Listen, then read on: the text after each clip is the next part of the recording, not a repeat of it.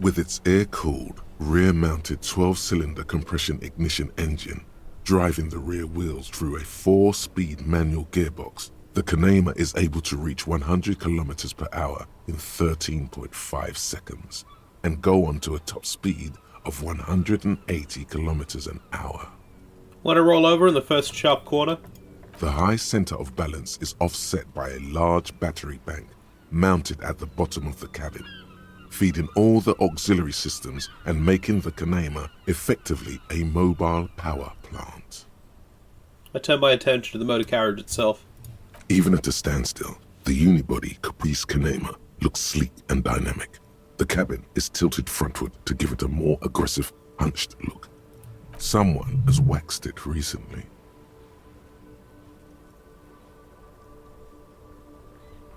I think it would really wound him to disrespect his car. That machine really puts the loco back in locomotion. Very cool, friend. Mm-hmm. You want to take a closer look? Let's move.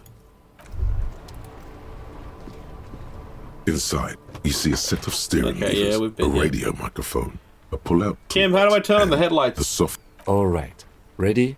I turn, you press start. It's next to the preheater. The dashboard lights up with orange glow. The rounds per minute gauge jumps, and the engine of the Caprice Cana comes to life with a whiny growl. Like a leopard waking from its sleep, yawning and roaring at the same time. The lights unfold with a little click, casting electrical light onto the ground before the vehicle. There you go. I'll turn them off from the remote once you're done. We just need to stand in front of the machine now.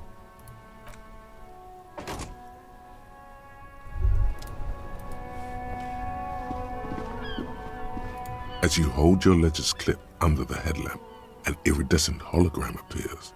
A street grid and the veins of a great river. Is this how I get the fucking map? Over you. Is this how I get the map? Why did I have it? I swear when I had the map for like 10 minutes, that one video like 10 episodes ago, I don't think I did this. Unless I just don't remember it. There she is. Revachol West. There's a note of pride in the lieutenant's voice. Around the borders of the watermark are dozens, no, hundreds of micro-perforations. Look at the shimmering street grid. The rectangular watermark is overlaid with the logo of the RCM, and yet the major arteries of Revachol are all recognizable. They shimmer in the Cana's headlights. Where are we on this? Let me see. He takes the ledger for a moment and inspects it. Right here. Seems like a shithole. It has its problems. Look at the perforations. There are many of them, and they are divided into 3 separate rows. Tally up the different rows. The first row has 18 dots. What about the next one? The next is the longest. It runs all the way around the border, and then some. Count them individually. You count 216 perforations. Considering that nice, large number, a wave of pride washes over you, though you can't say why, precisely. What about the last row? The last row has 3 perforations. 3? That's it? That's it. Hey Kim, what do all these holes mean? Those are perforations. They represent your record as an officer of the RCM. They are your statistics, as it were. I should have guessed you'd keep a record. Officers often do. Let's take a look. Alpha male officers who are proud of their numbers often do. It's meant. Son, here is where we score your life performance. You better hope it's good. The first row represents your years of service. 18 years. Okay, not bad at all. What did you do before you volunteered? I walked the land telling whores and liars of the end to come. There are 9,855 days remaining. Cool. I'm glad you joined us. Not a lot of money in doom crying. Let's move on, shall we? This next row, the one that wraps all the way around, is your number of closed cases. Closed is good. It means finished. You've got, let's see... Wow, more than 200. 216 to be exact. It's quite a lot, even for someone who's been on the force for nearly 2 decades. Usually, Clearing more than 10 cases a year puts you in the 90th percentile of all RCM officers. I used to be good. That's some solace, I guess. What's the last number? Right. Those are your confirmed kills. You've got precisely 3 perforations there. So I'm a killer. For an RCM officer, especially Precinct 41, which is in the Jamrock Quarter, it's rather tame. I mean that in a good way. There are certain officers who treat their kills like some kind of ghoulish game.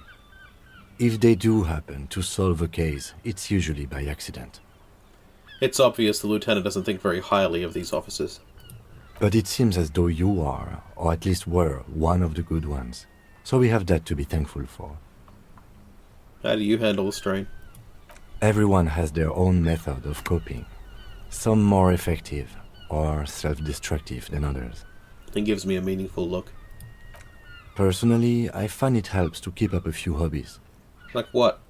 Oh, this and that. Let's not get into it now. Yeah, hobbies are lame. Suit yourself. Very noble of you. Are we done here? Thank you for this, Kim. The lieutenant nods. Let's get moving. Right. I'll go turn off the lights. You can now see your statistics on your journal page, to the right of the task description. Oh, wow. Whoa, I have a lot more points in Superstar Cop than I would have guessed, because I've been kind of denying that. I'm an ultra-liberal. So I'm like a... I just believe in the free market, I guess, is what it's saying.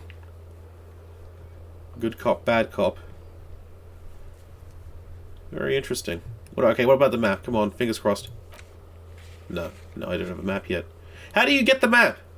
We need to find the badge for Joyce. Okay, so there's a lot of moving pieces that I can't directly address. Wait a second, I can confront Kuno about the armor. Although, to be quite honest, I don't really want to talk to Kuno right now. I really hate Kuno, I really do. Let's see. We can talk to Renee. I can ask Kim about the case. You know what? Forget all of that. Let's just have a little walk around. I'm sure there's still stuff I haven't seen. An ancient fountain. It doesn't pump water anymore. There's a tree in it. Plastic wrapped macaroni stamped with humanitarian aid. This says humanitarian aid tuna fish, not for resale. There are clothes inside. Cheap second-hand clothes, smelling of strangers' body odors. Don't be shy. These are premium class clothes. Good quality fabrics, best retro design. Save the economy with your style, officer. Save the economy? That sounds off. Save the economy? What are you talking about? Haven't you heard, officer? We've got to be economically conscious. Recycle your cash, keep it in circulation. Don't buy new things.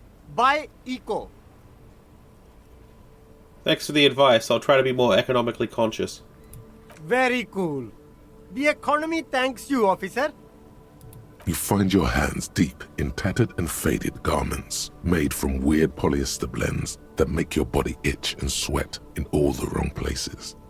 The box smells like cat piss or like an old person with no money. Economical, but also trendy.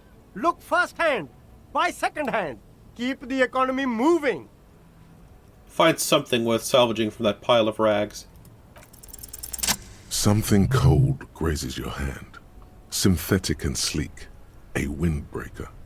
Surf, it says, but also wind, summer, 100% waterproof, and sport.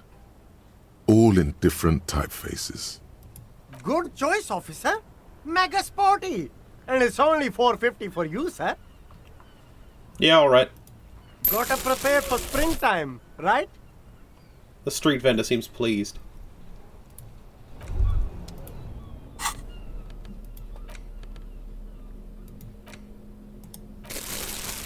Oh, very trendy. This nylon wind cheater is so dynamic it wraps around me like a membrane. Equipped with a stowable hood, the backside of the garment is covered in sport and summer-related text. It swishes softly as I walk. +1 composure, because it helps me keep my cool. but -1 shivers because it is weatherproof. You see a Samaran street vendor surrounded by a motley assemblage of goods. When he realizes you're looking at him, his face breaks into a wide, welcoming grin. The name Siileng is embroidered over his breast pocket. Happy shopping, officer! Everything's cool here. What's so cool? Everything's cool. The goods are cool, the customers are cool, the place is cool. And one more thing, officer, you're very cool. He makes both Bang, hands. bang, bang, bang! Alright, well, I wouldn't have read that out if I knew he was going to say that. You feel a twitch in your index fingers. There's a finger shootout brewing. Whip him out. Whoa, the bag! The bag! Don't shoot, officer. Have we got an arrest here or just a shakedown? A shakedown. Good one, officer. You're a funny guy. Now, what can I do for you? Just kidding. I'm really here to shake you down for some answers to official police questions. I'm a bit of a jokester. Then fire away, officer. Whoa. Finger pistols, 9mm. Whoa. Okay. I'm going to convince myself my hand is a gun. I think I already used my skill point, didn't I? I did. Wait. No, I have a skill point.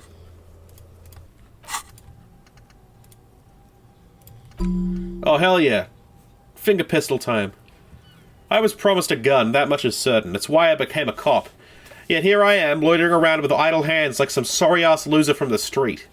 Suddenly I'm supposed to be solving cases by what? Like, talking to people? How are they going to believe that I can protect myself and them from savages without a firearm? This ain't right. I need to think around this problem. And I need to snap my fingers at people as I do. -2 savoir-faire, because snapping doesn't help.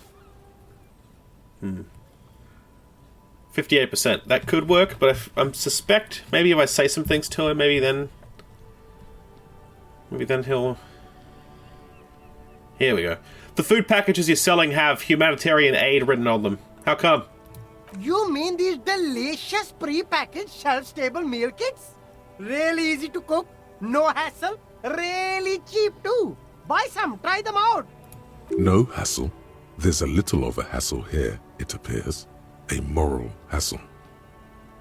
I think one said, not for resale on the packaging. No problem here, officer. I get all this from one of my suppliers, an extremely reputable guy. Wait. Humanex. Humanitarian aid. Does your supplier drive that Humanex lorry over there? What? The street vendor looks over his left shoulder and stares at the lorry, as if he's never seen a lorry in his entire life. A convincing performance. Bravo. Yeah, that's what I was thinking. Look, officer, I'm just a retailer. You'd have to talk to my supplier if you got questions about the supply chain. That's how the game works. Interesting. Where are you from, Siileng? Me? It's a boring story, officer. Who cares about the past? I'm all business now. All Revachol. This man probably comes from Seaguy, sometimes known as the Apricot Suzerainty, an archipelago in the Samaran Isola. You're from the Apricot Suzerainty, right? Apricot Suzerainty calls to mind an era when the Seaguy archipelago was colonized by Revachol. It's a bit of a slur, in other words. It's like saying, you're from the Banana Republic, right? It's better not to say anything at this point. That's right, officer. But it's a bad scene for business there. Too many regulations. Extremely bad for an independent local entrepreneur. Hey, why not support this local entrepreneur? You can start by buying a pair of sexy pants or cool sunglasses. Maybe some macaroni? What kind of stuff are you selling here? Only the coolest goods in Revachol. I've got sneakers, speakers, extremely comfy pants too. Try them on right here. No shame, only freedom.